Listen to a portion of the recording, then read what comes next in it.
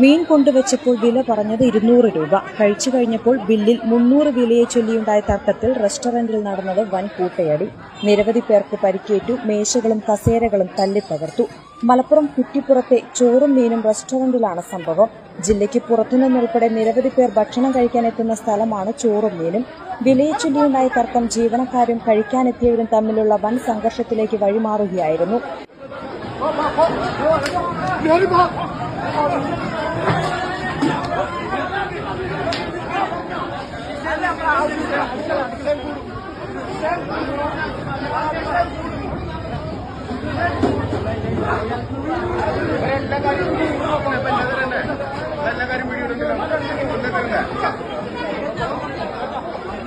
സ്ത്രീകളും കുട്ടികളുമടക്കം സംഘർഷം കണ്ട് നിലവിളിച്ചോടി.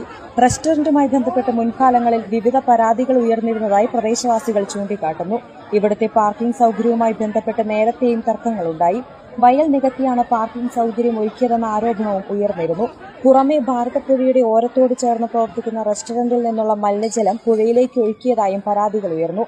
മീൻ ഉൾപ്പെടെയുള്ള ഭക്ഷ്യവസ്തുക്കൾ വൃത്തിയാക്കിയ ശേഷം ഉണ്ടാകുന്ന മലിനജലം ഭാരതപ്പുഴയിലേക്ക് ഒഴുകുകയായിരുന്നുവെന്നാണ് പ്രധാന ആരോപണം. എന്നാൽ ഇതുമായി ബന്ധപ്പെട്ട പരാതികളിൽ അധികൃതർ നടപടികൾ സ്വീകരിച്ച കാര്യം വ്യക്തമല്ല. ഏതൊരു ഭക്ഷണശാലയിലായാലും ഭക്ഷണം വിളമ്പുന്നതിന് മുൻപ് കൃത്യമായ വില ഉപഭോക്താക്കളെ അറിയിക്കും വിധം മെനുവിൽ രേഖപ്പെടുത്തി പ്രദർശിപ്പിക്കണമെന്നാണ് നിയമം.